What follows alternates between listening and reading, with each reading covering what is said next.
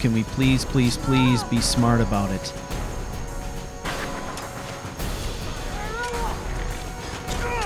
Damn horse. I will happily fight this guy inside the stable. Because it means that I've got a roof over my head blocking arrows. Come on. For the glory of the Empire! I'm on your side! Alright. Got in this far.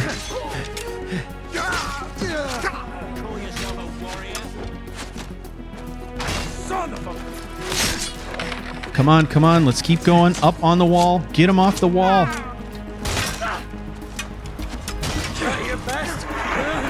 Get him off the wall. Get him off the wall.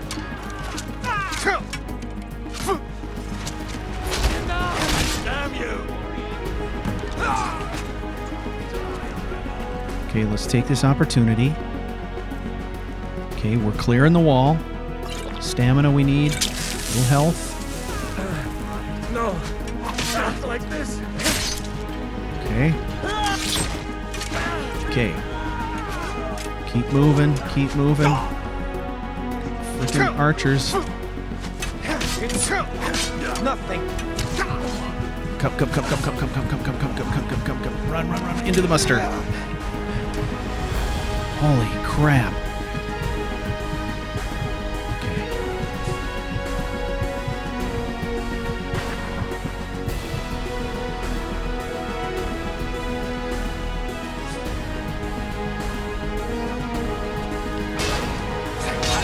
You can do.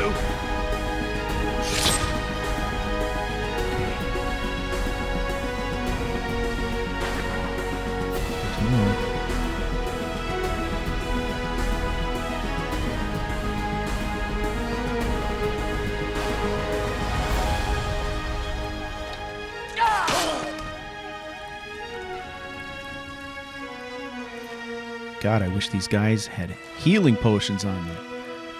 They never do. Oh, another freaking archer. Come on.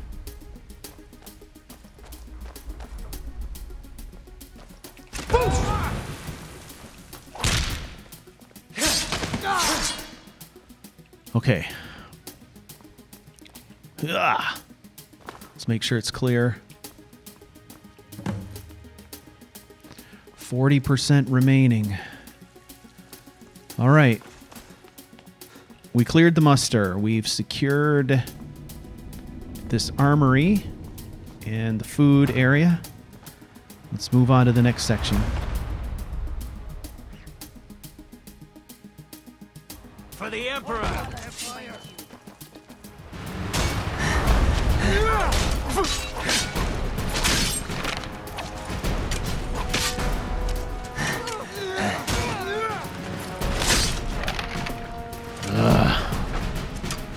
Oh, wait. We need another route up to the top.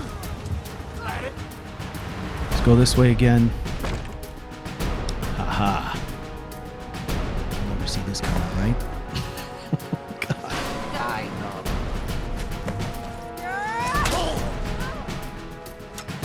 Alright, good.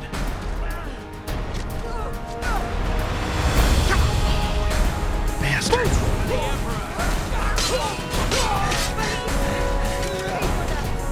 Clear the shrine.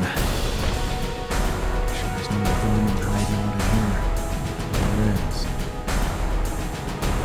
You know you're no match for me, Imperial. Come.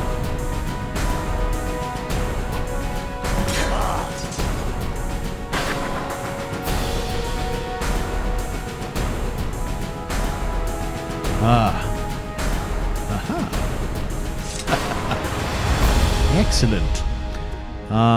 Restore health. They're not going to be great potions, but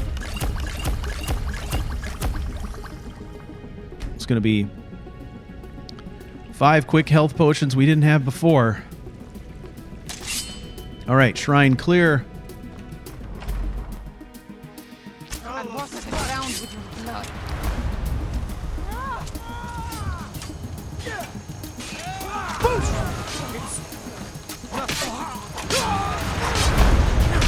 Hopefully staggering those bastards.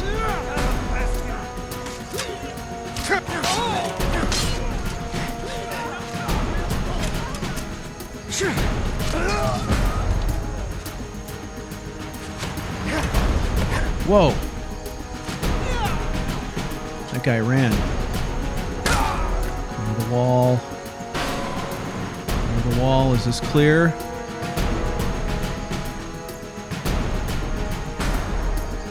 Did we do it? We did. Excellent. Wow. Okay.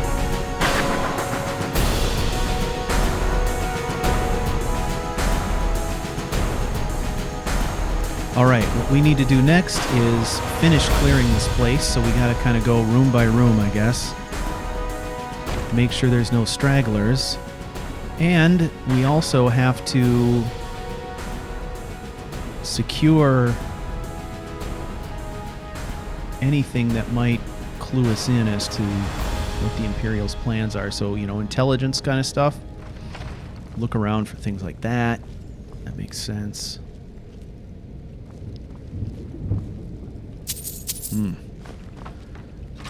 The spoils of war. Not much. A couple gold pieces and a fork.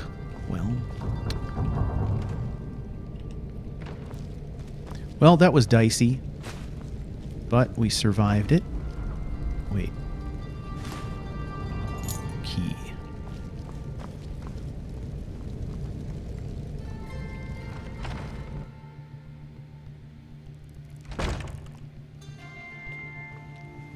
Ah. This will be an advantage. Smithing area.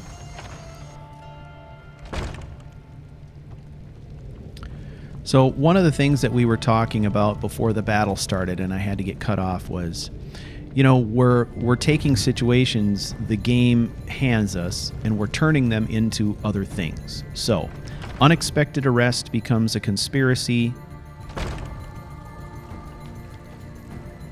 Mod bug where we can't get out of your Vasker becomes something else altogether. Now we have, through that experience, we've created a couple of allies within the companions. People who either helped us escape or stuck up for us or turned a blind eye so we could get away from the guards. So we know that Kodlak and Aella are okay with us. And that's something that we created just because of how that bug worked. And then we created this little subplot basically saying that Sagramore is considered obviously by the companions to be a divisive and controversial person, where there's some people within the companions who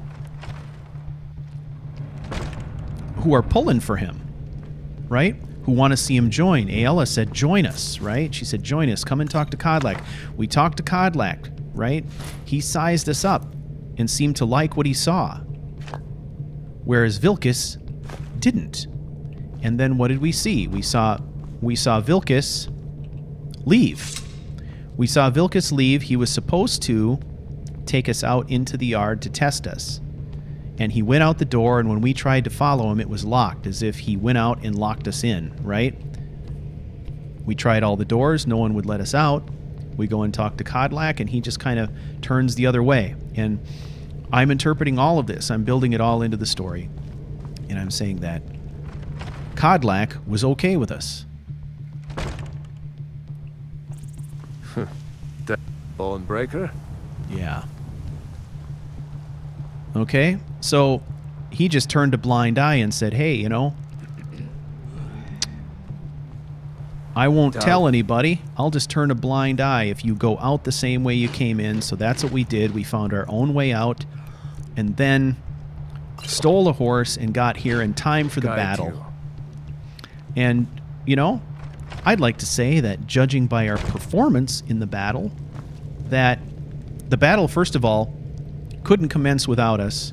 And Sagramore did a good job. We did a good job. It was rough not having any healing potions, but we pulled our weight, we killed a lot of enemies, and we did it in dramatic fashion, like a leader should, charging right through the gap, first one through, that kind of thing, right? Felt really good. And all of this, taken together, has the effect of not only making you feel like a hero as a player, which is what you're supposed to, but in my mind, with my story, Sagramore goes from being an officer in the war, a participant in the war, to being a legend. You know, the kind of person that people tell stories about. You know, a good story is, wow, you know, this guy went to Fort Sungard and he drew his sword and he led his men into battle and he charged through the gate, chopping through blah, blah, blah, right?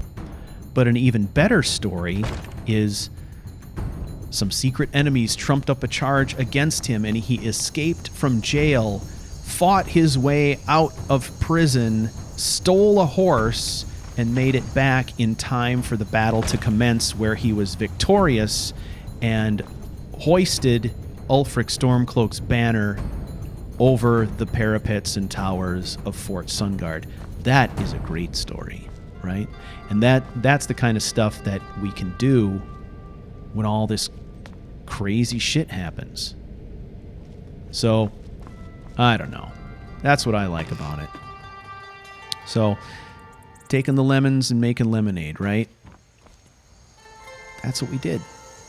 And I'm pretty excited about it because I feel like the story has much more depth now than I was planning for it to have. I mean, if the circumstances that I thought were going to happen, we were going to go straight to Sungard and fight here. If it had gone that way, yeah, sure, it would have been exciting and hopefully dramatic and interesting, you know, character development, all that stuff. But all the crap that happened leading up to this point did a whole bunch of really interesting things. It enhanced the intrigue by creating a conspiracy, and then also draws us into the companion's quest line. So suddenly now we know we have allies there. We know we have people in that organization who are pulling for us. And now,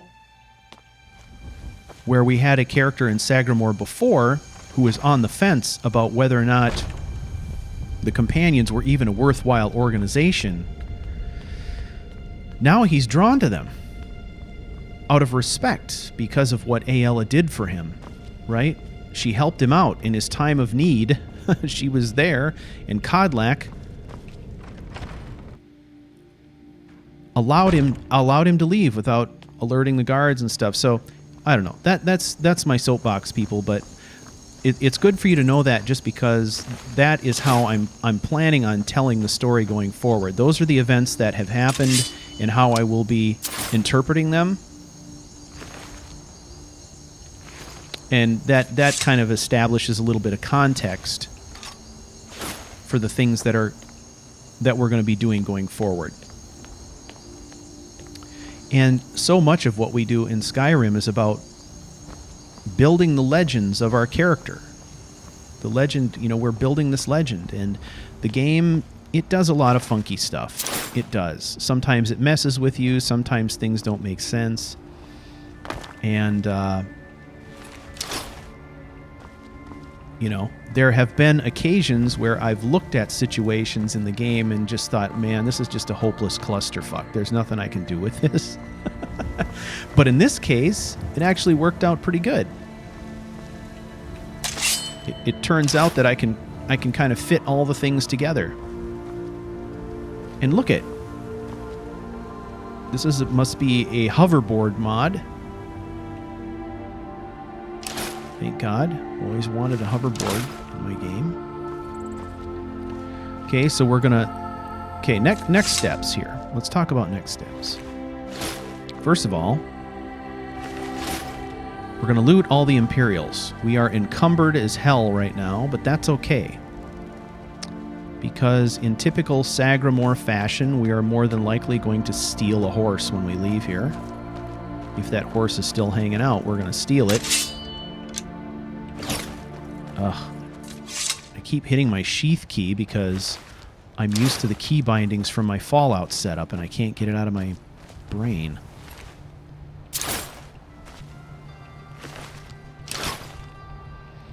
Okay.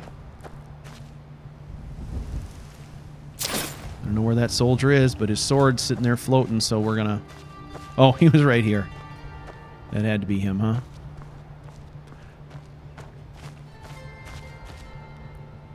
Okay. Another one. Okay, we're going to go back into the muster because there was some pretty good gear in there and we might be able to salvage some of it. We'll take a look. So next steps are we're going to take as much of this Imperial loot as we possibly can. And now we're going to have to go and report back to Ulfric. And when we get back there, we're going to report back to Ulfric, but we're going to do some other stuff as well. I'm not touching elven boots.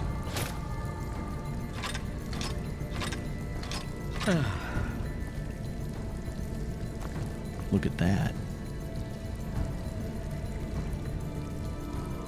That's our crest.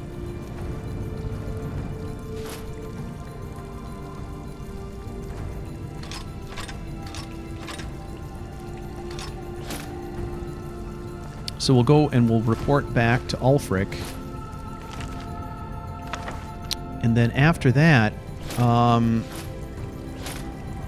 we're going to convert all of the spoils from the war here. We're going to break it all down into its raw parts, and we're going to use it to craft. We're going to practice our smithing. We're going to upgrade our gear. And that'll help us level and do a number of different things. But first, we got to check this place out. We got to make sure we've kind of accounted for everything. And I think as a commander, it is up to Sagramore also to inspect the premises and make sure there's enough here in terms of supplies and weaponry and gear for the men who will garrison this fort to be able to survive, but then also to check it out thoroughly, because in the event that this fort is ever taken away from us, we need to know it intimately so we can take it back again more easily. So we need to know things like this. Inside the cistern, there's a secret entrance that could be handy if we ever have to infiltrate again. All right, so we got plenty of food here in the muster for the men, and Sagramore should be able to feel pretty good about that situation.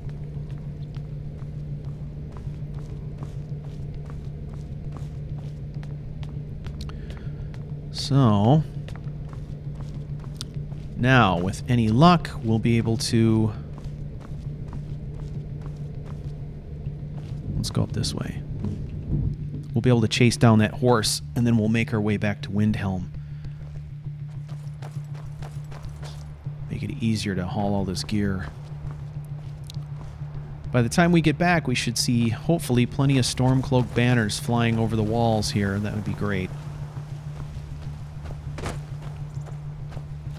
All right, let's head out.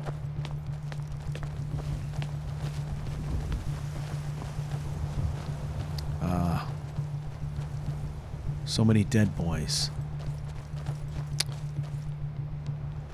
And girls. Men and women giving their life for their country and for their religion and for their beliefs, I guess, more than anything. Okay. Oh, our horse is here. Thank goodness. Hello, horse. Horses also are spoils of war. And so many of our encounters here, there have been horses present as well.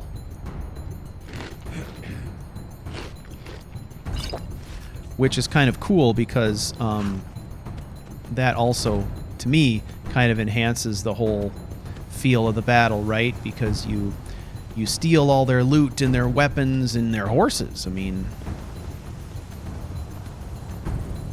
that's how it was done. You take your enemy's horses.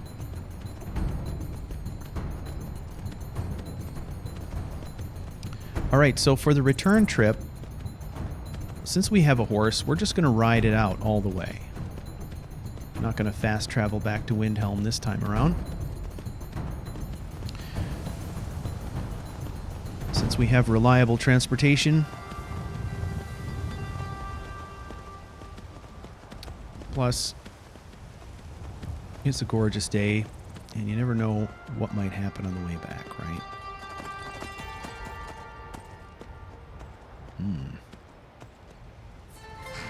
Monument.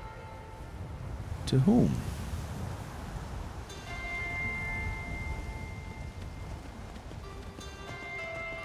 I want to thank everybody who has helped to make Mortal Blade a surprising success. I wasn't really expecting much from it. It was just something I did on a lark because I wanted to live stream something and I wanted it to be casual. So the response has been terrific, and I do appreciate your participation in the comments.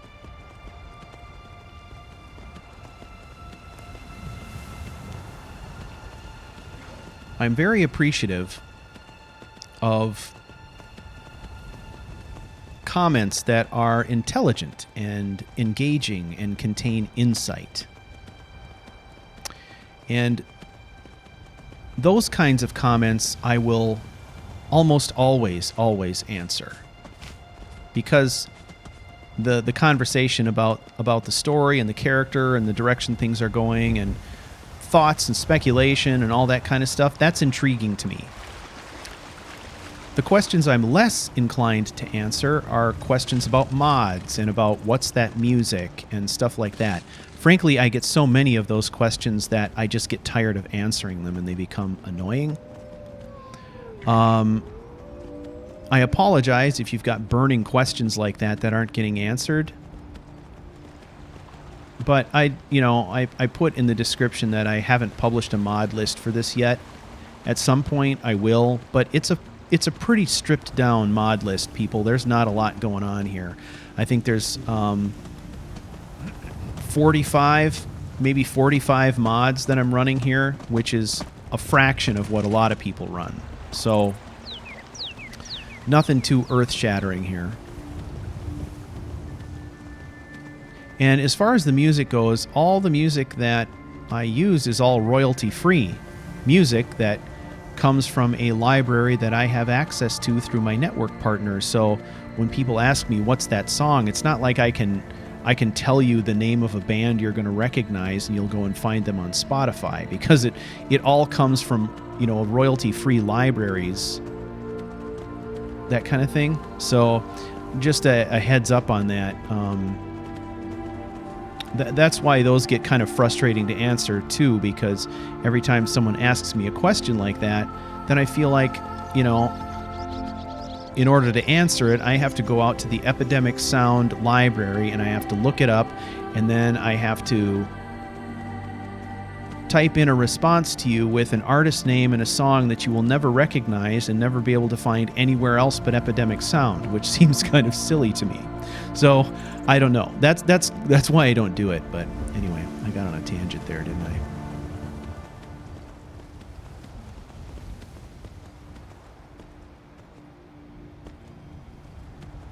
What is this?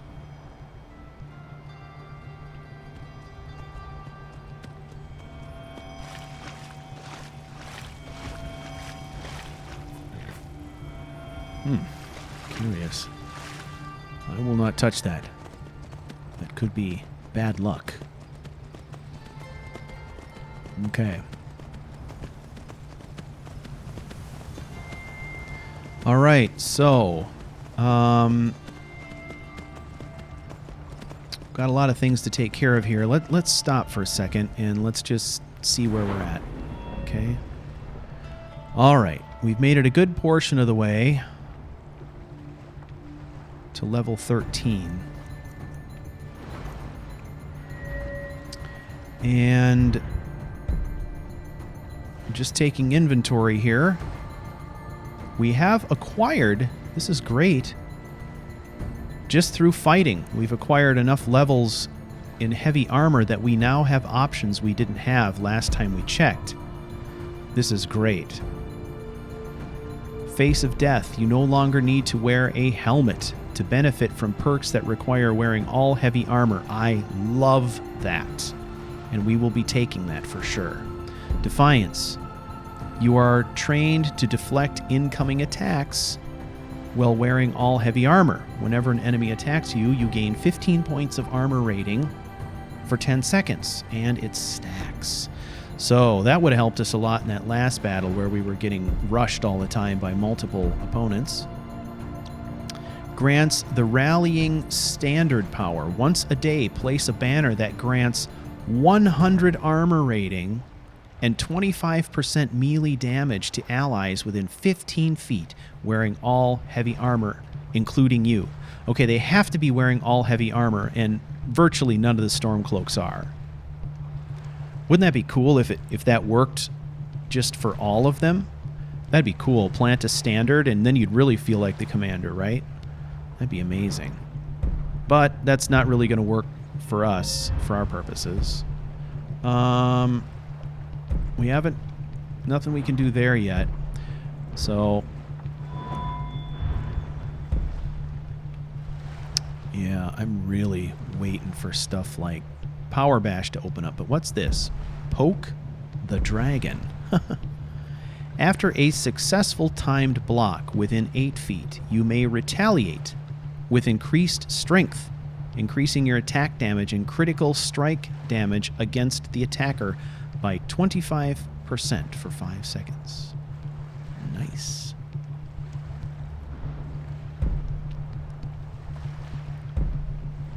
Oh, there's some really good ones here.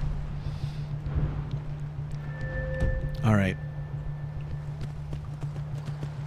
Well, we got a long way to go before we hit our next level, so I can feel it slowing down. I can feel the advancement slowing down a little bit, but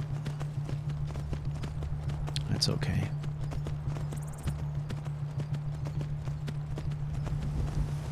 Now, we're in dangerous territory right now. That is the city where people want us in jail. We're going to outrun this skeever.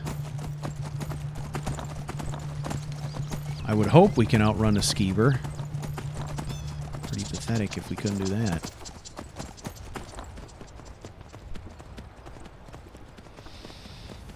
Okay, on horseback, it's not such a bad, trip back to Windhelm. Doesn't seem quite so far.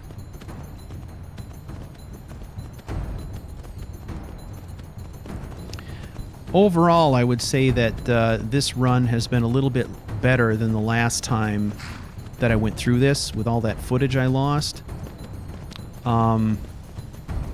They both had very different outcomes in terms of story with that whole interaction with the escape and your Vasker and that business. But I have to say, I think I like this outcome better. I had a much more difficult time last time around because I told you that I broke a lockpick while trying to retrieve my gear and couldn't get my gear back.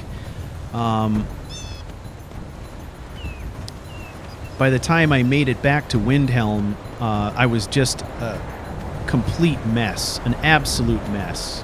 At that point, he was suffering from hunger, thirst, and fatigue,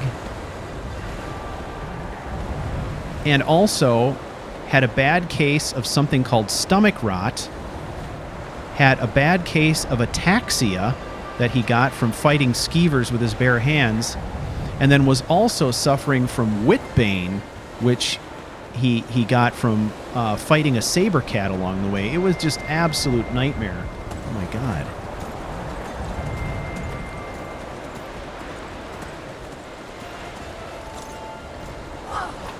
Ow. Come.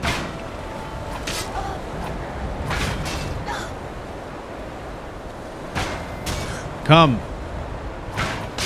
That's all you got.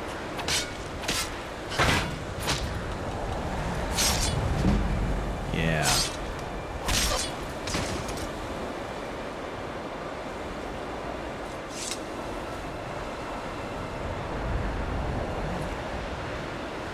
Look at this unusual weapon.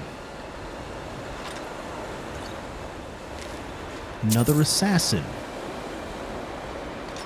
We are beleaguered by assassins. I am going to save this and see if I can find out who this is.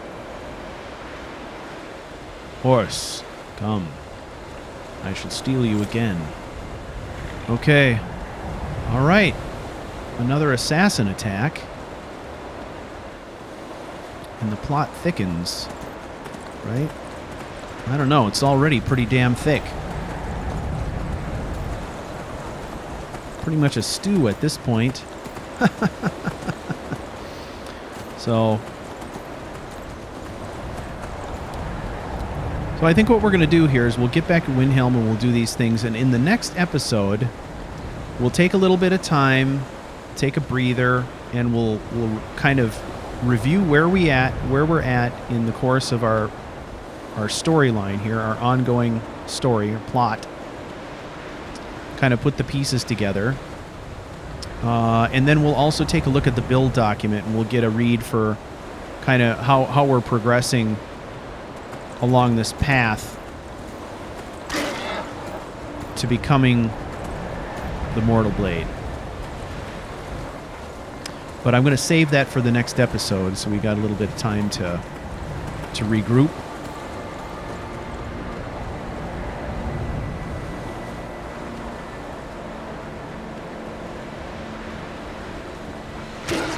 Oh, come on.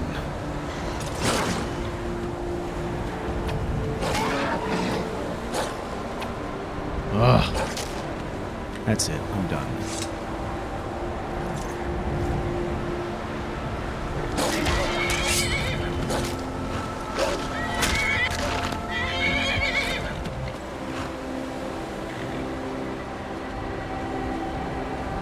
Hey.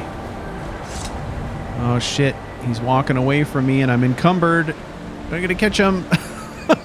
Come on. Okay. Oh, son of a bitch.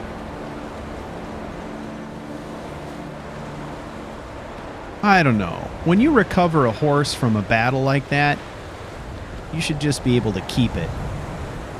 I know some of the horse mods do that. I know immersive horses did that. After a while, you know, if you claimed a horse and you had it for a certain amount of time, it just became your horse. I don't remember if Convenient Horses does that or not, but it just makes sense. This idea that we're going to get off this horse in Windhelm and then it's going to walk all the way back to Fort Sungard just seems crazy to me, but I can sort of understand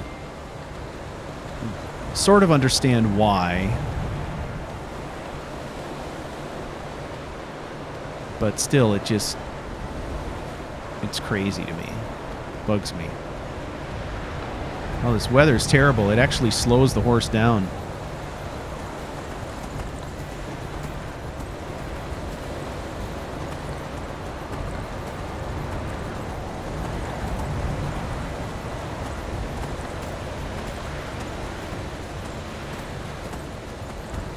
Okay, almost there.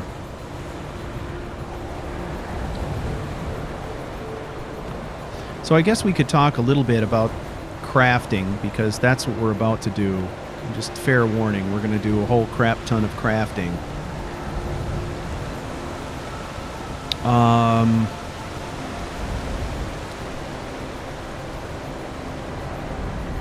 So smithing and enchanting are really important to this character, and smithing primarily because the Mortal Blade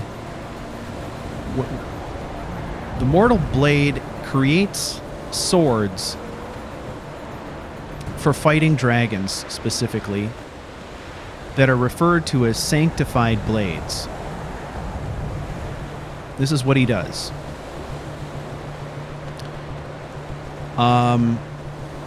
He attaches a ritual and spiritual significance to the slaying of a dragon. The act of absorbing a dragon's soul has a very profound effect on the mortal blade's psyche and view of the world. And he takes the position, we don't really know yet what will spawn this in Sagramore, but he takes the position that a dragon must be killed using a sanctified weapon, and there is a specific ritual we will go through to sanctify a dragon-killing blade. But first and foremost, we have to create it. Once it's created, then it becomes enchanted, and then we sanctify it. And this is a process.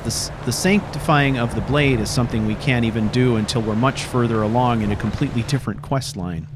So it'll be a while before we do that. But in the meantime, this is the point where Sagramore is beginning to become Always sad when someone has to die. I don't haggle.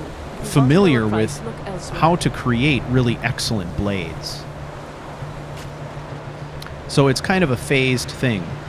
First we learn how the craft or the art of creating the weapons, and then you kind of graduate from that to learning how to effectively enchant the weapons, and then the final stage in the learning process is learning how to sanctify these to prepare them for dragon combat, you know? So we'll go through each one of these. Right now we're in the beginning stages where smithing is vitally important because we have to make a good basic blade first before we can even do the other steps. So that's super important.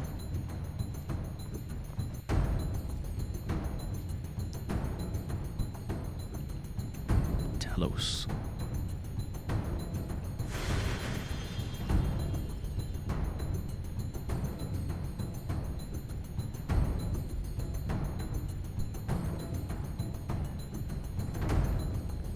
So, our man here is really... he's really trying to honor the memory of this man, right? He's trying to be worthy, and much of what he does is about that. There's no glory in war. It's just something they tell soldiers so they'll risk their lives. No glory in war? Are you a fool? You one of those Skyrim for the Nords types? No. Skyrim is big enough for everyone. Good. Too many Nords in this town have been listening to Ulfric's narrow-minded words. He's tough, loyal to his men, and a good leader. But if you're not a Nord, Ulfric will never trust you. Really? Ulfric doesn't care about outsiders? Whenever a group of marauders attack a Nord village, Ulfric is the first to sound the horn and send the men. But a group of Dark Elf refugees gets ambushed, a group of Argonians or a Khajiit caravan, no troops, no investigation, nothing. There's a group of cutthroats out there right now that Ulfric doesn't lift a finger to bring to justice, as long as they don't threaten Nord land.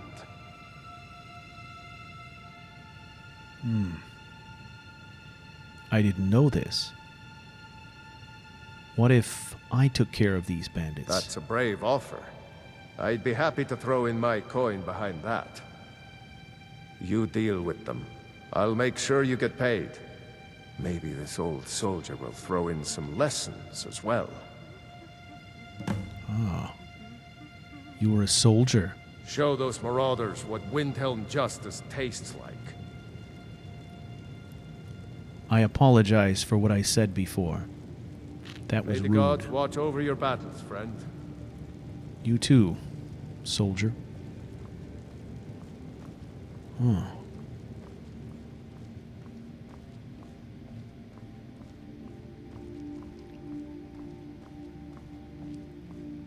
That is disappointing.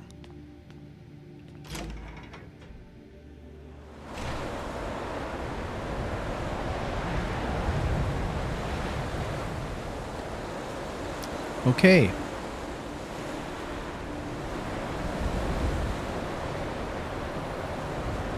A little visit to the temple yields a short conversation that has a big impact on the story. Because Heard they're reforming a Dawn Guard. Vampire hunters or something. in the old he finds a fort. man who is an old former soldier who is someone that he can respect, who tells him something about Ulfric that's not very Where's flattering. these vampires coming from? We need to wipe them out before things...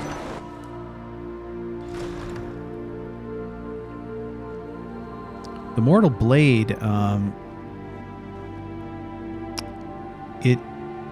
it's created from Sagramor's own beliefs, right? I mean, and his belief is that he should be protecting everyone, not protecting people selectively based on race or affiliation, anything like that. I don't plan to stop now. So this is no matter what definitely the going to be a Empire point of says. disagreement for him with Ulfric. Sir, I'm not sure why Tullius is wasting his time trying to take Winterhold from us. But if he wants to throw his men away, I'll gladly accept that gift.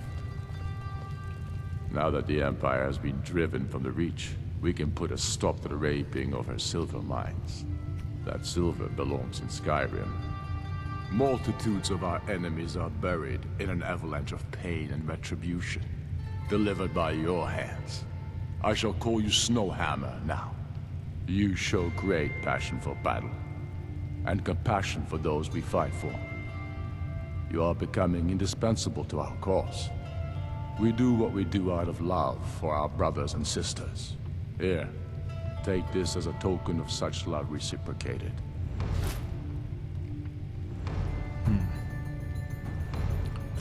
what's next? You're needed in Hjalmarch. There's much to be done. For Skyrim. Understood. For everyone. So this would, I think, mark the beginning of Sagramor's starting to question his orders. Starting to question the organization that he works for. Now, it's not something that is going to turn into like all-out rebellion. What it is it marks the beginning of Sagramor beginning to realize that he can think for himself now in ways that he didn't think that it was okay to before, right? As he's grown in respect and power, he's starting to gain a voice. He's starting to find his voice. And starting to discover that he doesn't necessarily agree with all the rhetoric that Ulfric and Galmar are spouting. That in the end, maybe it's just rhetoric. You know? And this idea that Ulfric would be discriminating against certain groups, protecting some and not protecting others, would definitely rub him the wrong way.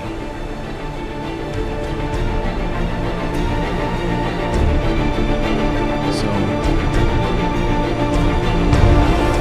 that is certain.